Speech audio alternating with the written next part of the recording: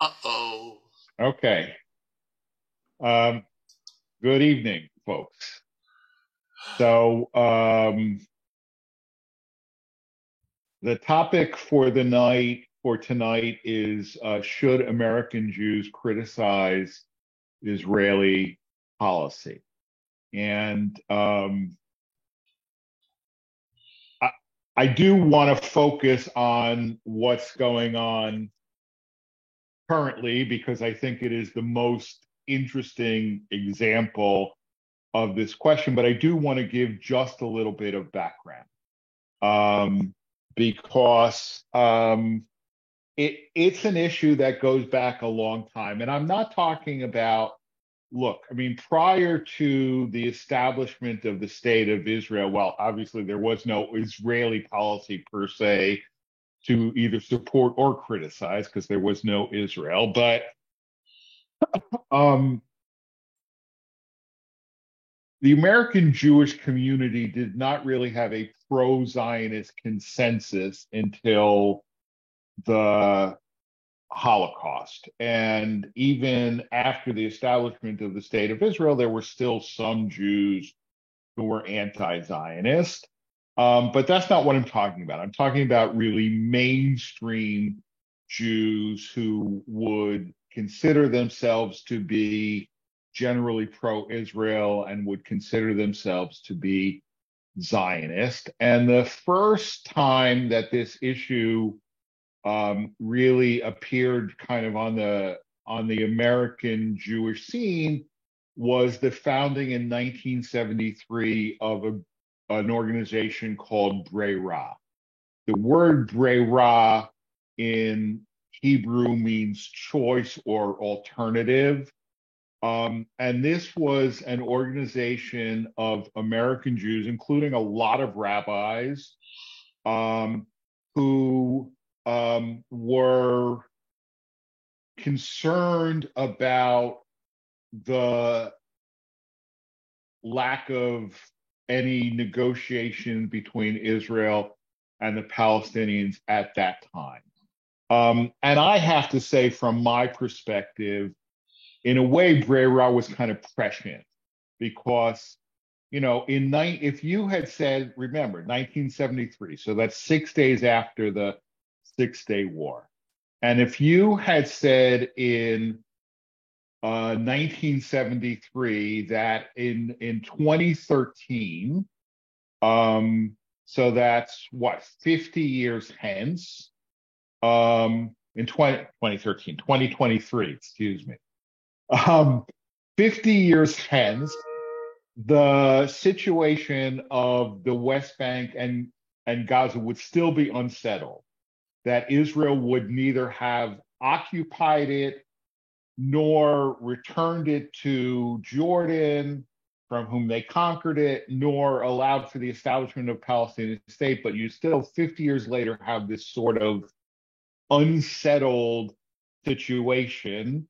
Um, I think everybody would have said you were nuts, right? But so they were kind of prescient, but nevertheless very controversial. And when I was doing a little research on it, I found something that, to me was interesting. So in 1977, the RA had its convention at Grossinger's in the Catskills. And then when Grossinger's closed, they moved to the Concord. And now, of course, now there's none of these places are left. So we're going from hotel to hotel, which is why I don't go, because when it was in the Catskills, it was pretty cheap.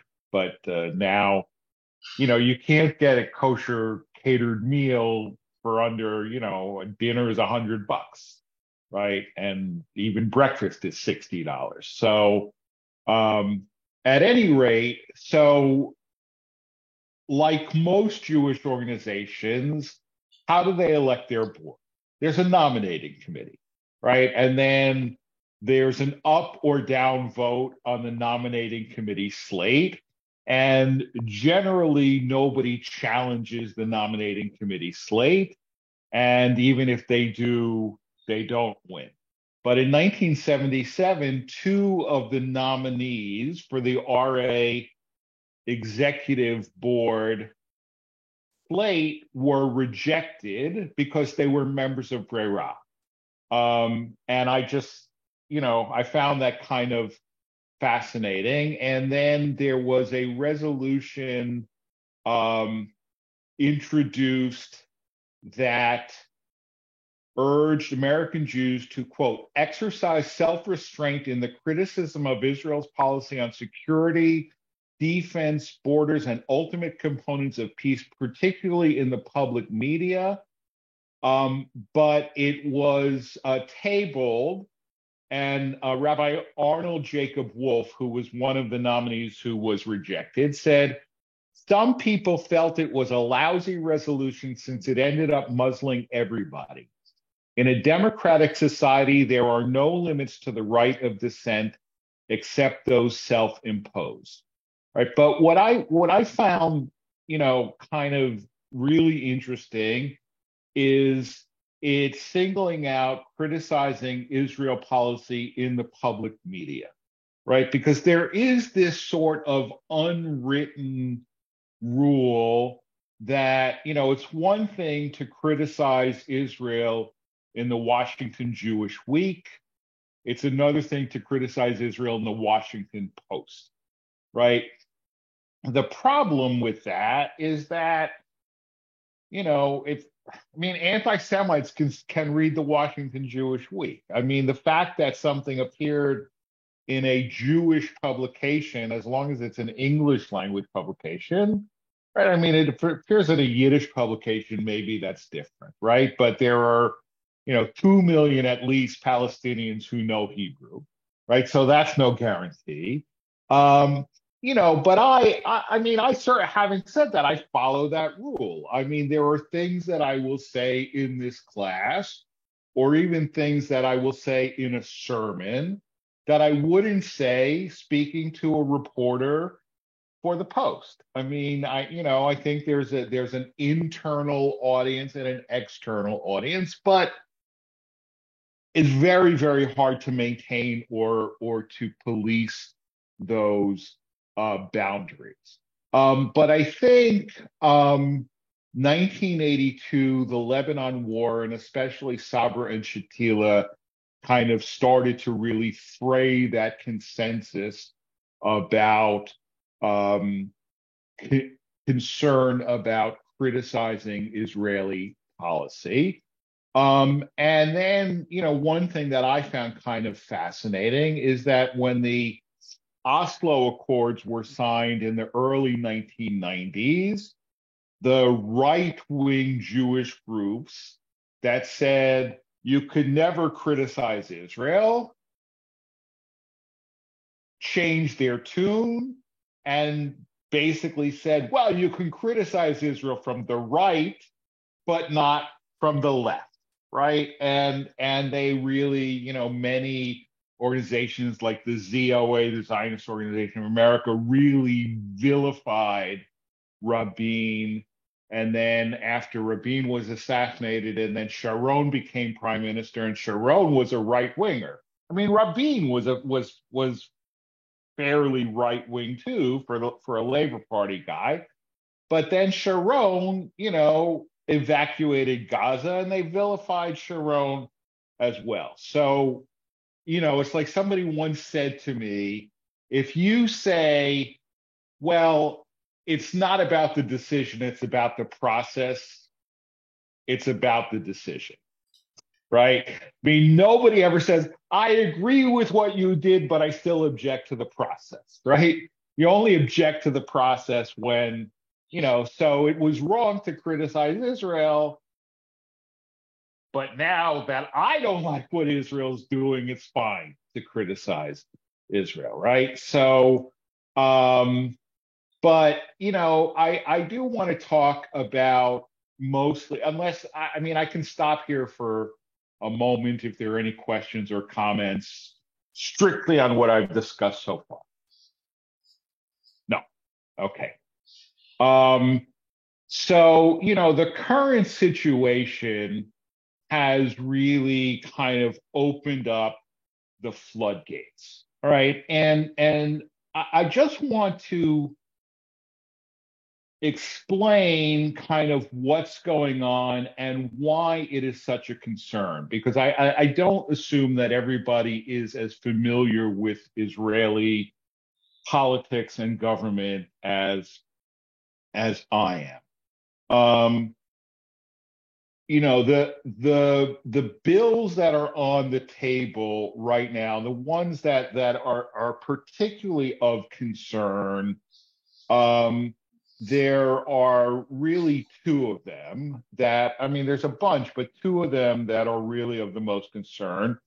The first is to change the way that Supreme Court justices are appointed. Right now, there is a standing committee, and there are certain members from the judiciary. So the judiciary is kind of, in a way, at least partially self-selecting. And then there are representatives of the Bar Association, and then there are representatives of the Knesset appointed by the government. And the bill on this would change it so that there would be far fewer representatives from the judiciary and from the bar, and more representatives from the Knesset, so that the Knesset would really be the ones that are picking the justices on the Supreme Court. Okay, and you might say, well, I mean, what's the problem? I mean, after all, in this country, the president nominates, and then the Senate advises and consents. But the Israeli system is very different. First of all, here in the United States, we have an executive and we have a legislative branch, right? In Israel, it's one branch, right? I mean, because the prime minister is a member of the Knesset. Most of the members of the cabinet are members of the Knesset. By definition, in a parliamentary system, the executive has to control the legislature, right? Because otherwise you'd have a vote of no confidence, and the prime minister would no longer be the prime minister. So there's no checks and balances between the executive and the legislature. The other thing, and this was really only pointed out to me recently, but it's significant, is that in Israel, you don't have a geographical constituency system, right? You don't vote for your member of Knesset, right? You vote for a party, and then the party list. So that, and this is really important. I mean, I remember when I lived in Connecticut, and I had a problem with the IRS, and I went to my member of Congress, and their office helped me with my IRS problem, and it was resolved. Okay, and I didn't vote for this guy, and he helped me, and then I still didn't vote for him, but it didn't matter. I mean, he was my representative. If you're in Israel, you don't have your representative, right? All 120 members represent the whole country. So that doesn't represent a break on the executive power either. Okay, so that is the first concern. The second concern, the second bill that is really problematic, would allow the Knesset to override any Supreme Court decision by a simple majority, right? And again, by definition, the prime minister's party always has a majority, right? So anytime that the Supreme Court makes a ruling that the prime minister doesn't like, Supreme Court overrides it. And, I mean, I don't know, imagine the first 2 years of the Trump presidency, right? Where you've got the Republicans in the White House, the Republicans controlling both houses of Congress. And anytime the Supreme Court makes a ruling that the president doesn't like, Congress can override it, right? I mean, this is, you know, problematic to say the least. And conversely, the same is true. I mean, the previous 2 years when the Democrats had both houses of Congress and the White House, and there were certainly, look, I mean, it might have been nice if, in my book, if the Congress could have overridden, the decision that struck down Roe v. Wade, right? But that's not the way the system works. And this is why, so many multinationals and even Israeli-based multinationals are saying if these things go into effect, or they're already starting to pull their money out of the Israeli economy. Because if you don't have a predictable judiciary, then you have potentially chaos and instability, right? So this is why there are concerns. So back in January, the Rabbinical Assembly issued the following statement, and I mean, it is not subtle. We are deeply alarmed by the attempted subversion of the authority of Israel's High Court by newly appointed Israeli Justice Minister Yariv Levin and his government. Israel flourishes as the Middle East's only democracy, guaranteed and sustained by an independent High Court. The timing of this new bill is transparently self-serving for those in power and risks weakening the Jewish and democratic character of Israel. It is excruciating to see this government directly undermine the core values of democracy and religious freedom that we value so deeply. We must do all we can to not allow the incoming government to damage the court for political gain. We call on lawmakers to speak out against these measures and others like them. The integrity of the state of Israel and the well-being of the entire Jewish people hang in the balance. We will continue to advocate against these measures and others like them in order to preserve Israel as the democratic and Jewish nation envisioned 75 years ago by the country's founders and for generations to come. The RA proudly stands for the rights of all and champions the integrity and independence of the High Court, which has historically safeguarded minority rights against the threat of tyranny by the majority. The Justice Minister's interference with judicial review, and particularly the proposed override clause, not only threatens the fundamental rights of Masorti conservative Jews everywhere, but the rights of all Israel citizens and residents, regardless of their affiliation to any particular religious movement, nationality of origin, or ethnic background. Okay, so like I said, not subtle, right? Now, I mean, I should have maybe looked at this question first, but first of all, why is this happening now? Okay, and the reason it's happening, I mean, you have a confluence, in my opinion, of a few things going on at the same time. Okay, the first is that, as you probably know, Netanyahu is on trial for corruption, right? And the Attorney General has ruled back during Netanyahu's previous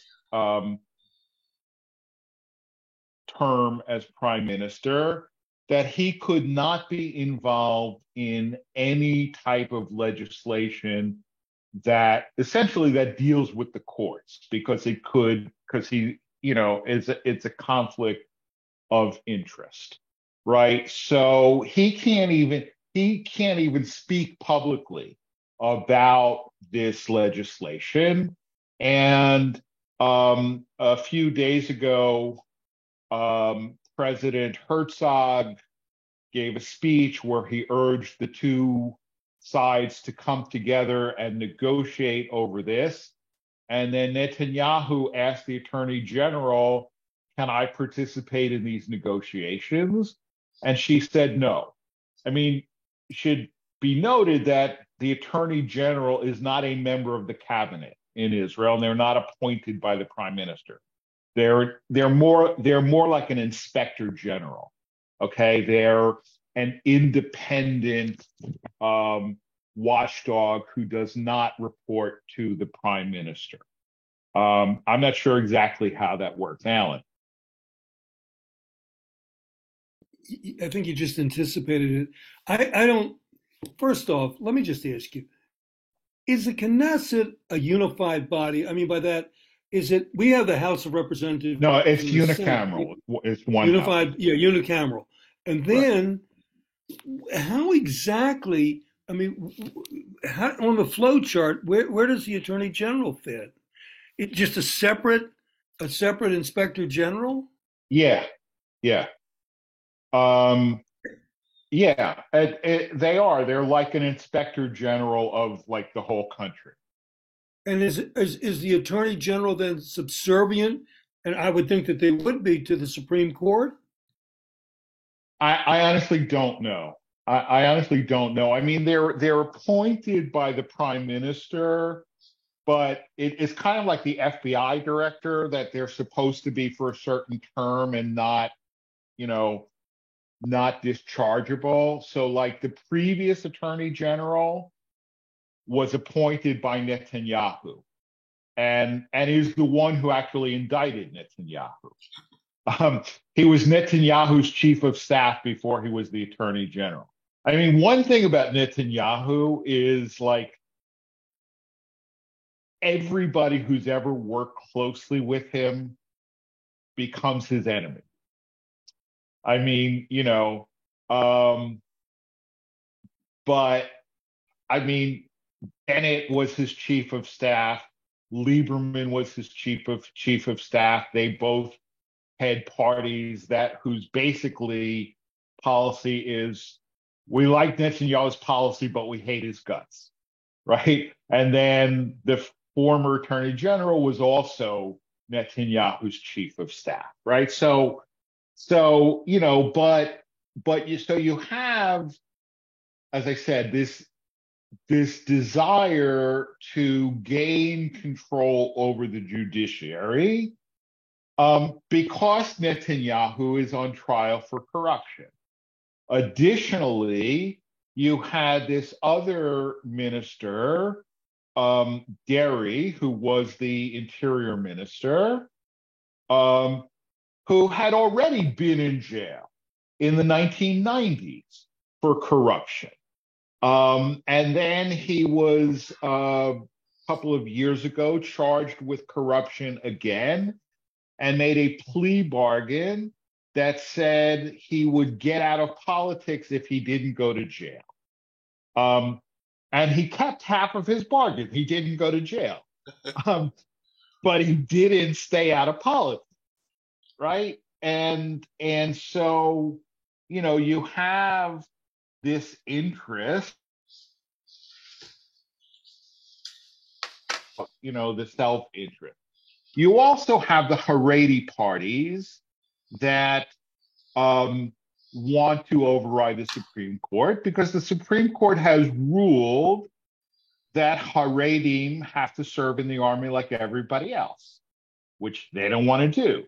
I mean, in point of fact, the army doesn't really want them either because they're not really good soldier material. And the fact of the matter is that the Israeli army is so high tech at this point that the need for, pardon the expression, but the need for cannon fodder is not there like it once was, right? And if you don't have, you know, enough math and enough English, the army can't really use you except, you know, maybe as a as a cook or a mess hall attendant or something like that.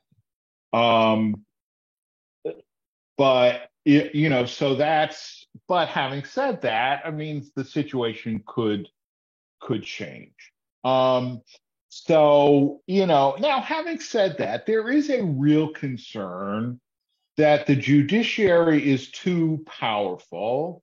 I mean, you know, to me, I mean, again, but it comes out of the British tradition and not the American tradition, you know, and the Supreme Court has the right to strike down a law because it is unreasonable. I mean, and I'm not sure exactly. I haven't found out exactly what the Hebrew term is, but you know, I mean, I get into discussions with my wife all the time, and I will tell her, you know, the job of the courts is not to decide whether something is good, it's to decide whether something is legal. And legal and good are not always the same thing. But apparently in Israel, the courts can basically say this law is unreasonable and overrule it on that basis. So that a lot of people agree that um, reforms are needed, but the fact that reforms are needed does not mean that these reforms are needed or that these reforms are good or justified, right? So that is the other concern. Beyond that, you know, I mean, I think that there are two different definitions of democracy, right? I mean, when those who are opposing these reforms in quotes say they're anti-democratic or undemocratic, right? The Likud and its allies say, how can it be undemocratic? We have a majority, right? But democracy, I mean, democracy as we understand it doesn't simply mean majority rule. It means protection of minority rights and um, the minority it has rights that cannot be taken away by the majority, right? That and that, you know, letting, I mean, essentially because of the fact that the executive and the legislative branch are the same, um, the only check on the tyranny of the majority is the judiciary. And if you get rid of the independence of the judiciary, and if you allow the Knesset by a simple majority to override the Supreme, if it was a two-third or something like that, I think you could live with, because nothing would ever get two-thirds in the Knesset. Like nothing, nothing, nothing. Um, but you know, but to get 61 out of 120 votes to override a Supreme Court decision, that clearly opens the door to the tyranny of the majority. Okay. Questions or comments on this so far? All right. Well, I mean, So it would yeah, render go the ahead, court Joe. it would render the court powerless because no decision would stand in theory. It kind of neuters Right. the court. Exactly. Yeah, yeah. Right, exactly. So that Yeah. you have essentially, you know, a dictatorship of the majority, if you will, right? And or at least the potential for it. Because there is no, you know, there's nothing in place to, you know, to provide a check on the power of the executive. Okay. Barry, I saw you briefly had your hand up. Yeah, Yeah. So my understanding is that Israel does not have a constitution. that's correct. And so, where we find, where our Supreme Court bases their decisions on, usually if something's constitutional or not, and, that's to some extent is in the eye of the beholder. But certainly, your point about their decisions based on reasonableness, and reasonableness is certainly in the eye of the, that's very subjective. So, I don't know if that's the, the genesis of this whole problem, or whether it's a contributor, or whether it's just a fact. But anyways, I just thought I'd throw that out. Yeah, no, look, it is definitely a problem. I mean, in general, look, there are two different bases. One is the reasonableness standard, but the other is Israel doesn't have a constitution, but they do have what are called basic laws. Okay, and often where the Supreme Court throws out a law, it's because it contradicts a basic law. Okay, and the problem, I mean, the whole issue of a constitution is very complicated, but the main reason that Israel never adopted a constitution in the first place, because they were supposed to. In 48, when the Knesset was established, they had a constitutional convention, but at the time, the Orthodox parties objected because they said, we already have a constitution. The Torah is our constitution. Right, and that therefore, and they could not abide by any secular document that would override the Torah. Right. Conversely, now remember, in 48, most of the Knesset was socialist, right, and so the idea that they would not have, for example, equality of the sexes, right? Because let me let you in on a little secret. There is no equality of the sexes in the Torah, right? But a majority socialist Knesset would never have adopted a constitution without equality of the sexes, right? So you had, essentially this potential for a Kultur Kampf. So no Knesset, so no constitution was enacted. And then they started enacting these basic laws. And then the thought was eventually the basic laws will be combined into one document, and that'll be the Constitution. But 75 years later, there's still no such thing, Alan. Rabbi, of course, England doesn't have, I'm just trying to get the process, and I'm not objecting to anything. I just want to get the process. And I will tell you that I'm going to, you have to take so many continuing legal education hours. And I'm going to say that I've been working on comparative law because we've studied the Torah. But the fact is, where do they get their common law? Do they come from the English tradition? Because there must have been some of that, even though they hated the English before they had independence. But where does Israel get their common law? Where do they get some basis for the idea of what's reasonable? And you said that in a majority, the judiciary protects the rights of the minority. They absolutely have a duty to do that in the United States, and they do that because of things that are in our Constitution and inalienable rights and that sort of thing. Where are we getting that in Israel? Okay, so, and I don't want to compete with you on the ground of common law because I'll lose. But it is true that the UK doesn't have a written constitution, but they have, going back to the Magna Carta, a very strong tradition of things that are simply not done.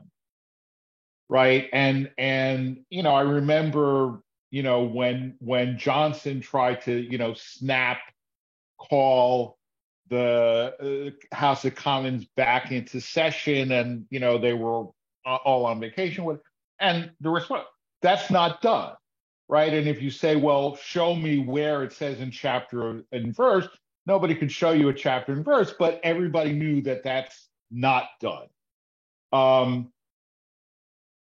The sources of Israeli law are three. Okay, it is British common law, but it's also Turkish law because Palestine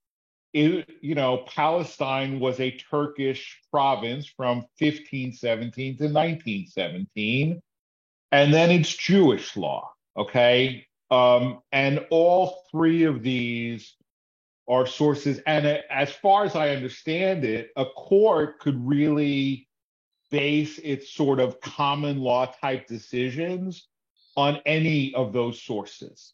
Although, as I understand it, land law still is mostly based on Turkish law, right? Whereas everything else is either British common law or halakha.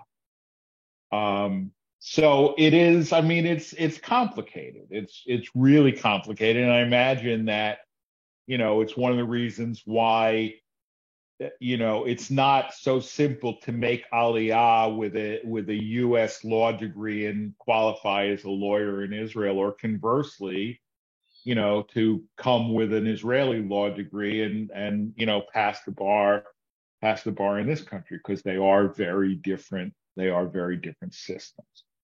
All right, so let me move on. All right, so a couple of weeks ago, there was this article that I mentioned in the Times of Israel by Mati Friedman, Yossi Klein Halevi, and Danny Gordis. And, they are all like 100% kosher mainstream figures. Gordis, I would say, is actually slightly right of center.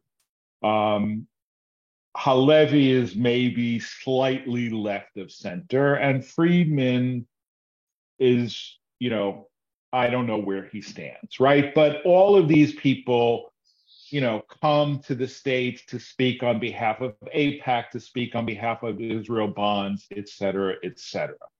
And they published an article in the Times of Israel called An Open Letter to Israel's Friends in North America. All right, I'll read some of it. We are taking the unusual step of directly addressing you at a moment of acute crisis in Israel. We write with a sense of anguish and anxiety for the future of our country. All of us moved to Israel from North America and raised our children here.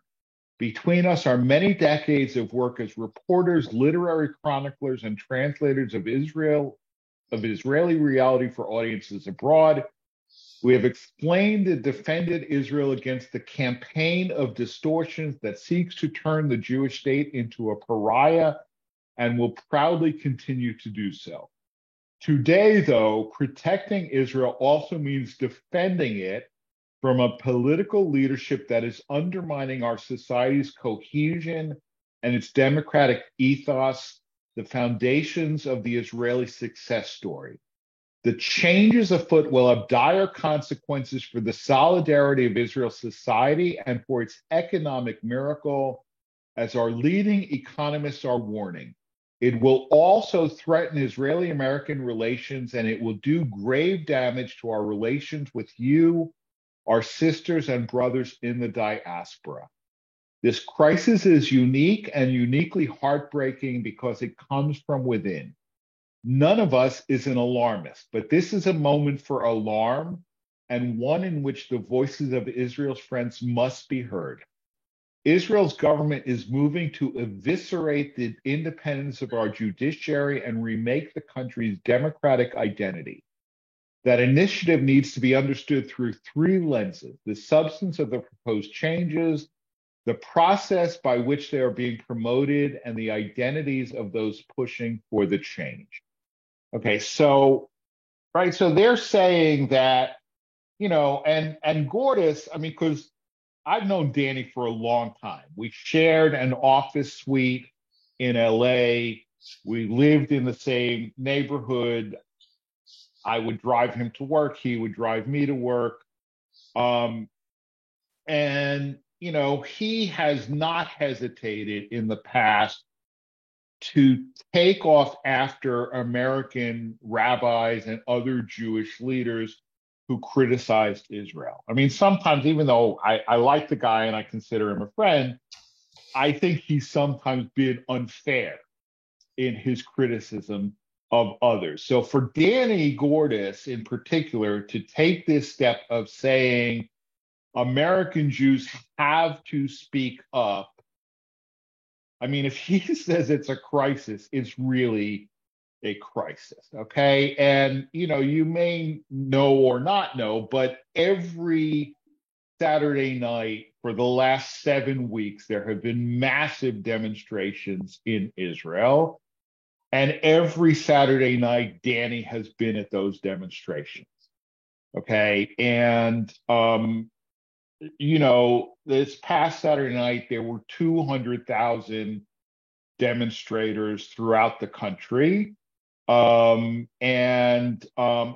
Monday, when this law passed the Knesset on the first reading, but it takes 3 readings, there were 100,000 people outside the Knesset, okay? And that's remarkable because they're not, believe me, they're not 100,000 Jerusalemites, because the majority of Jerusalemites are Orthodox, right-wing, or both. Okay, and people from Tel Aviv and other places, they don't like to schlep to Jerusalem if they don't have to. And there isn't room for 100,000 people in front of the Knesset. So this is, and this is 2 Mondays in a row that there have been like 100,000 people in front of the Knesset. But, I mean, one of the things that they point out in this article, so, I've discussed the substance of the changes, so I don't have to go over that again. The nature of the process is precisely this, that they have 64 seats in the Knesset, but, for complicated reasons having to do with the Israeli electoral system, the parties that are in the coalition only got about 3,000 more votes total across the country than the parties that are in the opposition. Okay, and the reason for this is you had a lot of these small left-wing parties that didn't run together. They should have, but they didn't. And therefore, if you don't reach the electoral threshold, your votes are lost. Okay, so the balance of power in the Knesset is 64 to 56, but the balance of power in the nation is really as close to 50-50 as you can get. And to push through, these kind of far-reaching changes with the slimmest of majorities, kind of really undermines the quest for any sort of unity in Israel. But I do want to talk, as I mentioned, right? So you have about the people who are pushing this, right? You have a prime minister currently on trial for corruption and who has appointed ministers with criminal records, is claiming legitimacy to overturn the legal system. Understandably, many of Israel's supporters want to believe that Netanyahu is still a cautious conservative, loyal to the country's liberal DNA. In fact, though, he has become a very different kind of leader, one who subverts the national interest to his own. A wise leader encourages unity among his people. Netanyahu is stoking hatred and schism. Okay, and this is the thing. I mean, I said when I gave a sermon a couple of weeks ago, look, if I lived in Israel, I would not have voted for Netanyahu, not this time, not the last time, not any of the times. But he has up to now been a cautious leader, right? And the economic miracle of Israel took place while Netanyahu was prime minister. The agreements with the Gulf states took place while Netanyahu was prime minister. He's a conservative, but he's been a pragmatic conservative. And I would say prior to the current term, if you ask me, did Netanyahu did what he did because he thought it was the right thing for Israel? I would say yes. I might disagree that it was the right thing in Israel, but I would not have questioned his bona fides, right? The other thing that I have to say is that, the things that he's actually charged with strike me as fairly de minimis in point of fact. I mean, he did favors for his campaign contributors. Oh my God, that never happens around here, right? He passed legislation that was favorable to a certain newspaper publisher in return for favorable coverage in that newspaper. Certainly never happens in the United States, right? I mean, what he's accused of, even if he's guilty, doesn't strike, but having said that, Israel's a different country with different laws, right? I mean, they already jailed one prime minister and one president, right? In 75 years, something that we have yet to do in 250 years, although who knows? So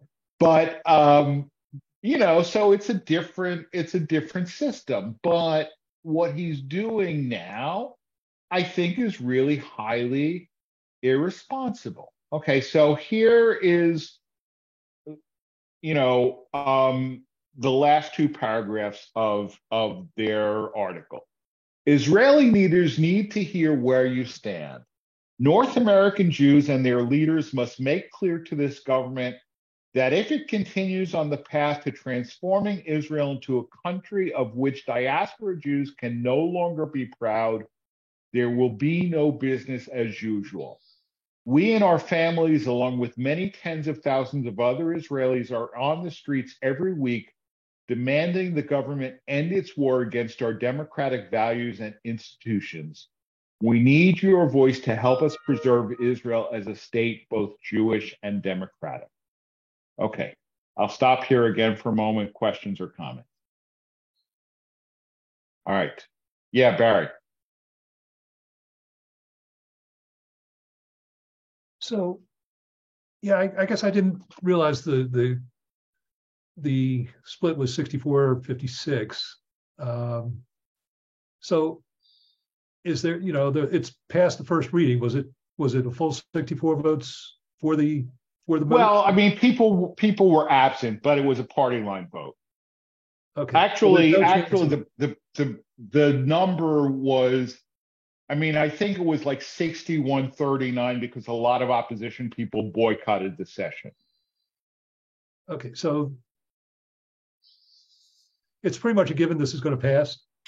Not necessarily, because it has to take 3 readings, and I'm not sure exactly, but there has to be a certain amount of time between each reading, and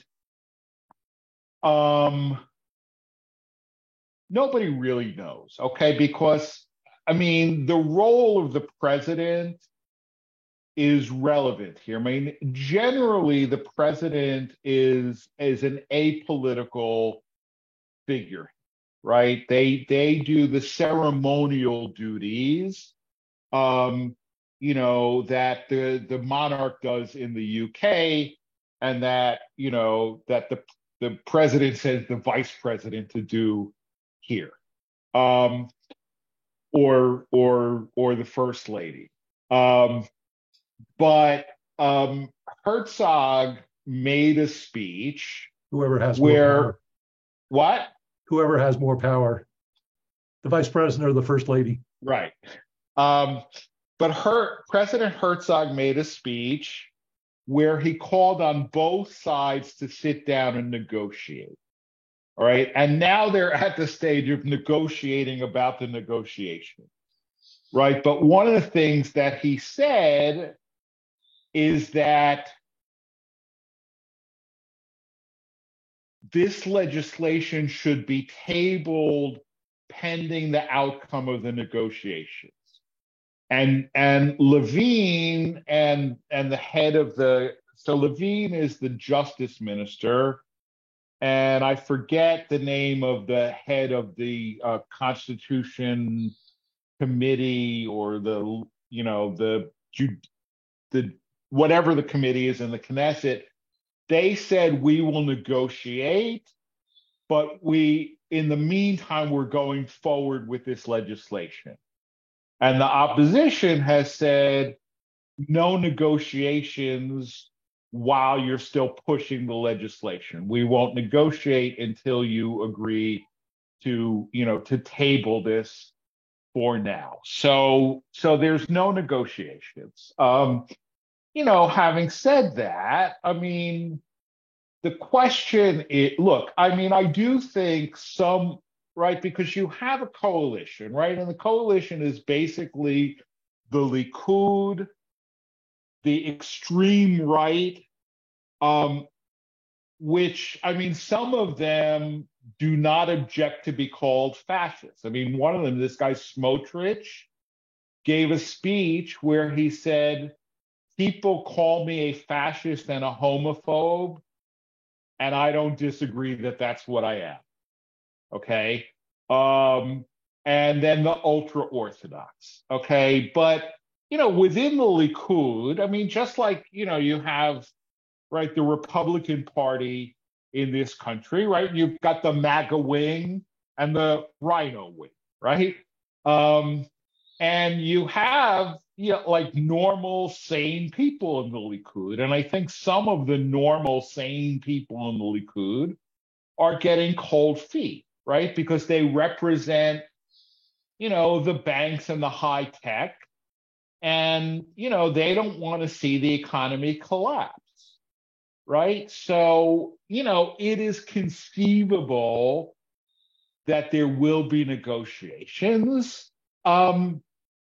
But conceivable doesn't mean inevitable, right? And so I don't think anybody can predict with any degree of confidence what's really going to happen.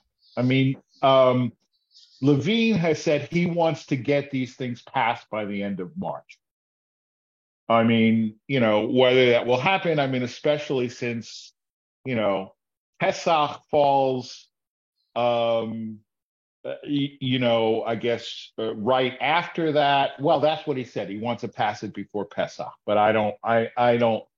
I mean, the question really is whether, in my opinion, the question is really whether the sort of sane, moderate people in the Likud are going to finally prevail and, try and look for some sort of compromise. I hope that that's the case, but I don't know that it will be. All right, so let me try to be a little bit more succinct. The Jewish Federations of North America yesterday sent an open letter. Now, they sent it to both Netanyahu and Lapid being the head of the opposition, because they want to look even-handed. Right, so they're saying, you guys should agree to President Herzog's call for negotiations, but they're also saying that the Knesset, that Israel should not, make fundamental changes with a majority of just 61 votes. Okay, so basically, that's not obviously that's not directed at Lapid. It's directed at Netanyahu.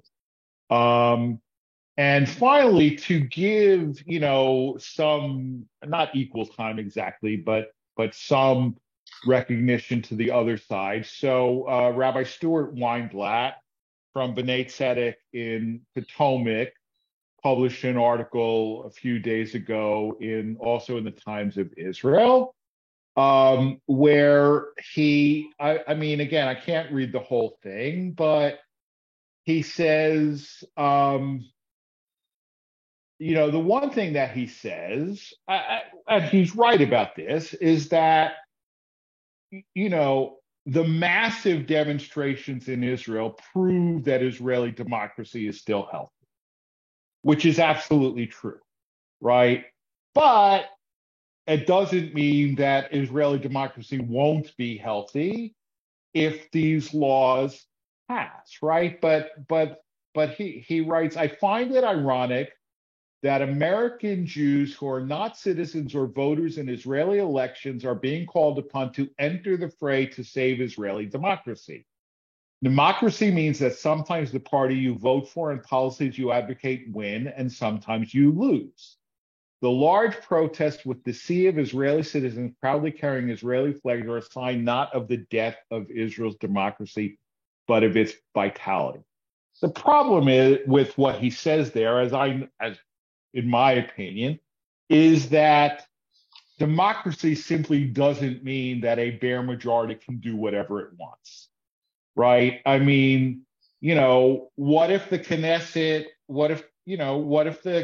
gets in and says, no more elections, right? I mean, that was always the fear about, elections in newly freed colonies, one person, one vote, one time. I mean, if democracy means the Knesset can do whatever it wants, can the Knesset democratically get rid of democracy, right? Can the Knesset democratically take away citizenship from the 2 million Palestinian citizens of Israel, right? I mean, so it's not so simple to say, well, you lost the election and elections have consequences, right? Because their election's supposed to have certain consequences, but not other. And then Rabbi Weinblatt says that he points how Netanyahu has been a cautious leader, and already, one minister tried to ban the gay pride parade, and Netanyahu overruled him. And this is true that it is a gay member of the Likud who is the new speaker.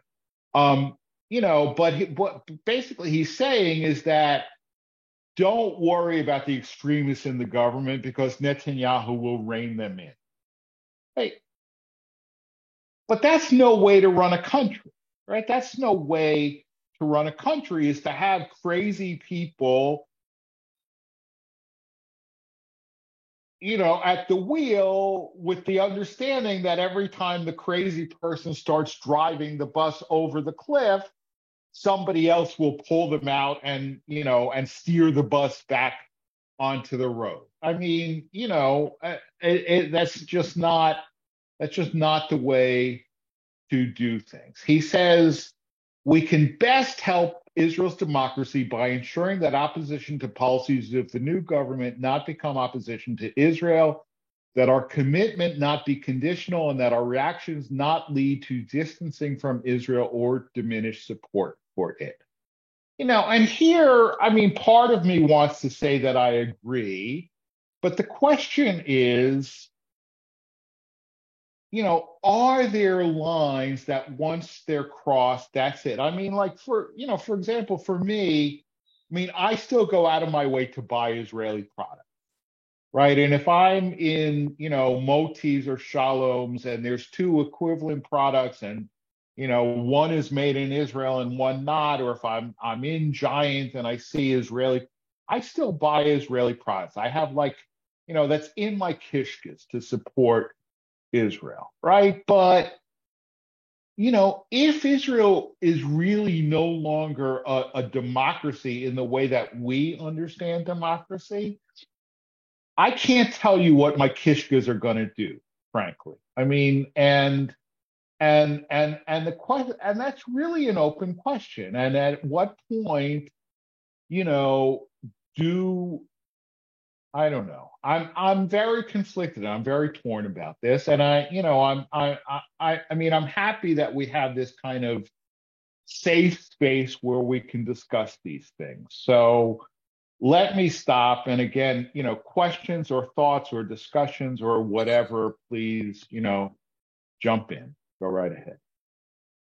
So, first off, I want to really thank you for the primer on Israeli government and governance, because it's not something that we can pick up easily all over the place. I have to say that it's 9 o'clock, and that was, to me, kind of a digression from the topic at hand. The whole thing was because the question put to us was more of, I see that question as more of an ethical question. It's, at the very least, it's a question of what is a proper role for us to pressure that country that we all say we love, and I assume that the topic of conversation is picked for tonight because people are speaking out, knowledgeable people are speaking out on both sides of the issue as to what our American Jewish role should be. When Netanyahu organized the government, Herzog gave him an instruction which kind of undercuts what I'm saying now. He said, don't do anything that will tick off and lose support for Israel among the Jews in the diaspora. And I almost kind of wish he didn't do that, because I take the view of your third speaker, what's his name, Weinblatt, that Yeah. It's their country, and it's completely reasonable for us to have this past hour of learning about what's going on and discussing it, but to, as Federation did, issue a letter, I think that's inappropriate. I think that it's one thing if there is an action that does violence to basic tenets and precepts that we would consider Jewish or something. I mean, but we're not there. This is a political fight, and I don't know if it's all based on his trying to get out from the corruption charges, or if he uses that as a case in point just to show how bad the system is. Everybody seems to agree the system was not so good before this election, so it's certainly not a one-off thing.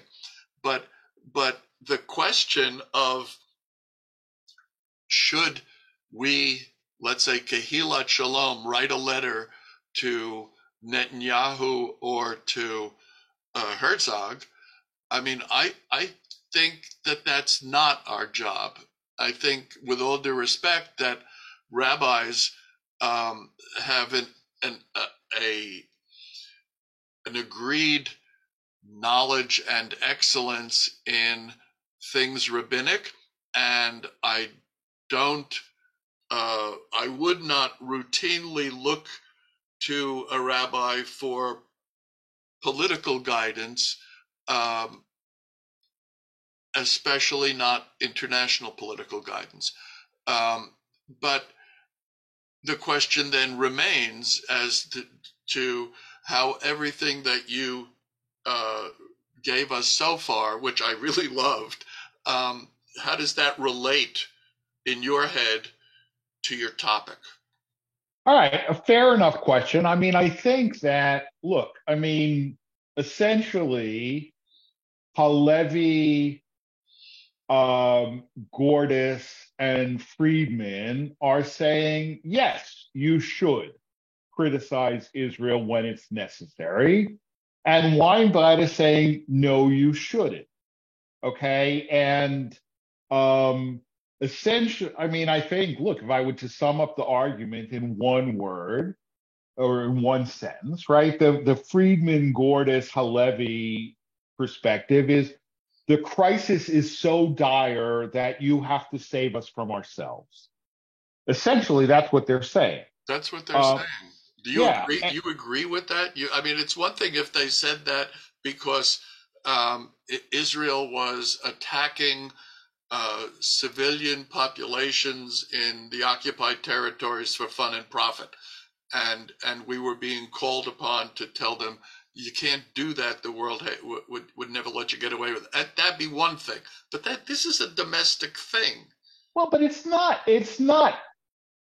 I mean, I think we'll just have to agree to disagree respectfully, because, I mean, here is the problem.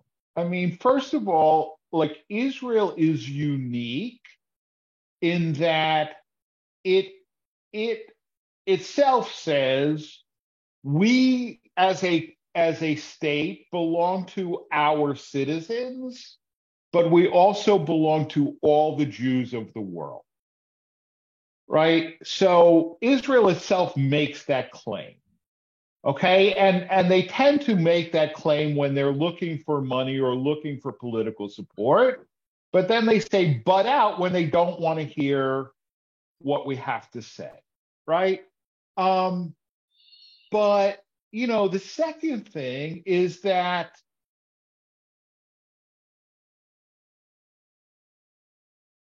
I mean, Israel has no problem coming to me and saying, you know, go down to Capitol Hill and lobby Congress for XYZ thing, right? I mean, and so that particularly for American Jews, right? I mean,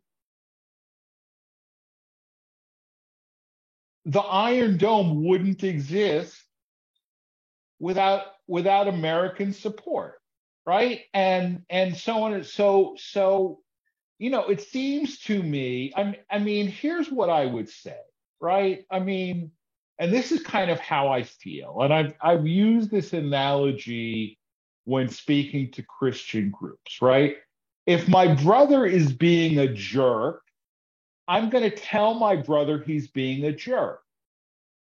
If you call my brother a jerk, I'm going to get upset with you, right? And I have no problem telling my brother he's being a jerk, right? I would not necessarily tell him that, you know, but the problem is that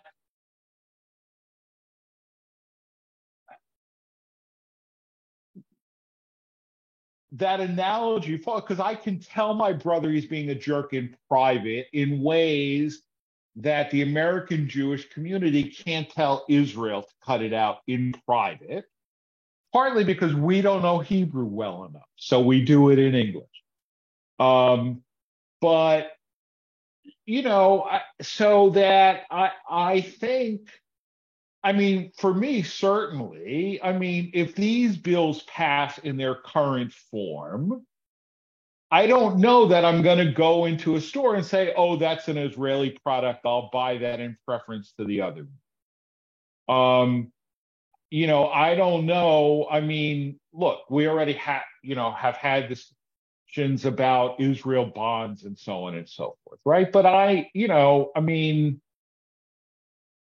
I already don't buy Israeli bonds because Jody doesn't work for them anymore. I bought them when Jody worked for them, right? But they're generally a bad investment, in my opinion. But I mean, it can't help but sour my relationship with Israel, and all the more so for people who are less knowledgeable about Israel, less invested in Israel, so on and so forth. I mean, it's a problem, and it is really a problem when you have so much of American Jewish identity based on Israel, and then Israel is doing things which, pretty blatantly turn off people who believe in liberal democracy. And by liberal democracy, I don't mean, you understand when we say liberal, it doesn't mean left wing, right? It means, the general sort of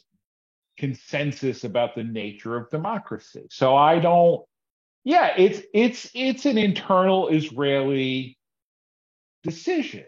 But, at a certain point, you can make internal decisions. And then I say, fine, do whatever you want, but don't come to me for help anymore. I'm done. I mean, and I'm not at that point yet,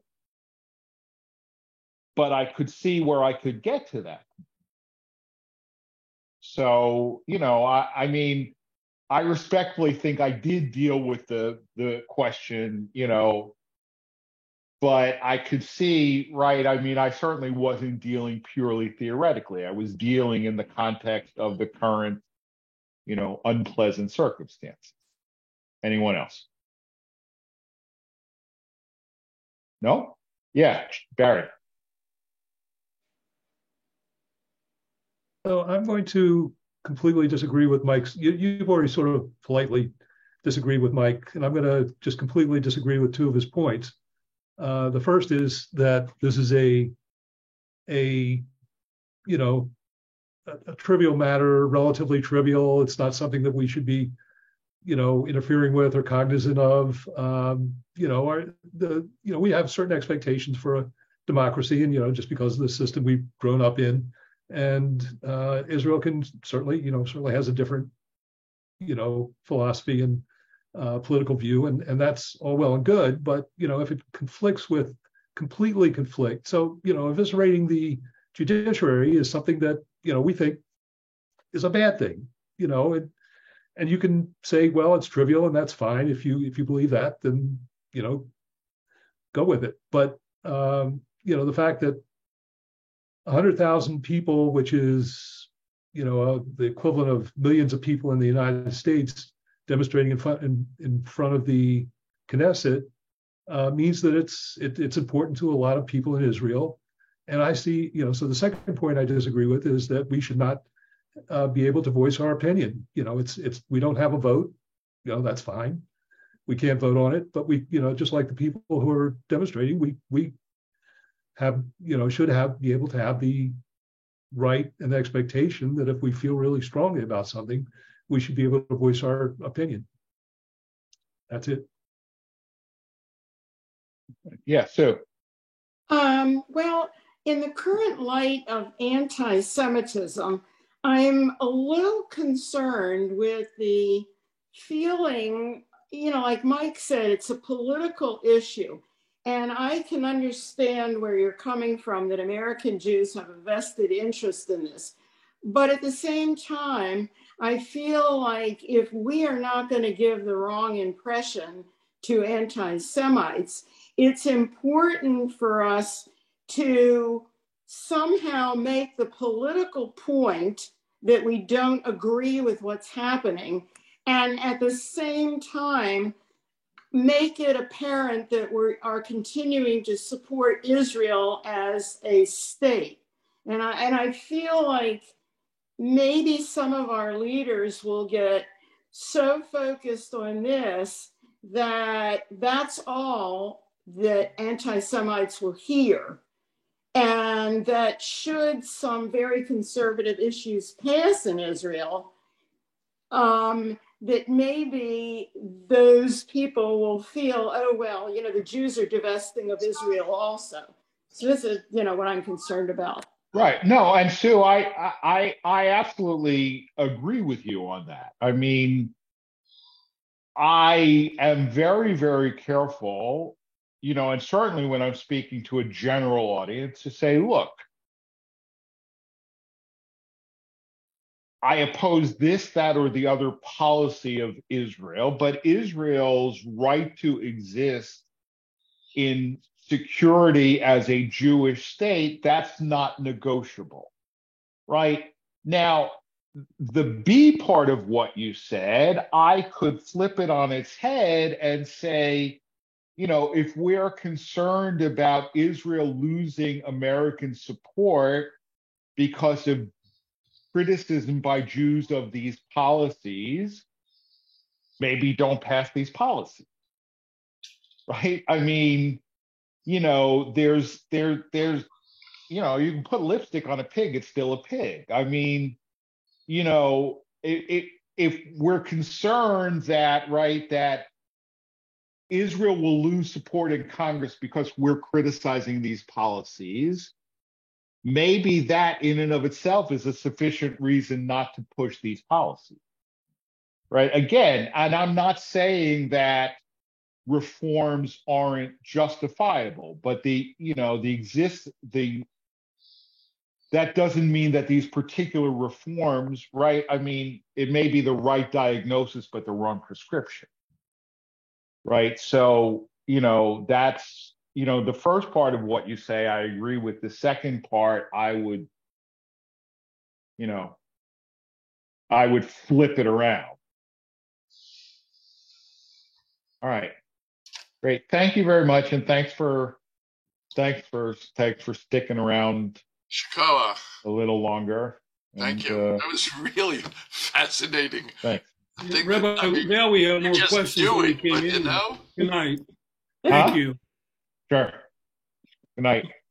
Good night. Good night.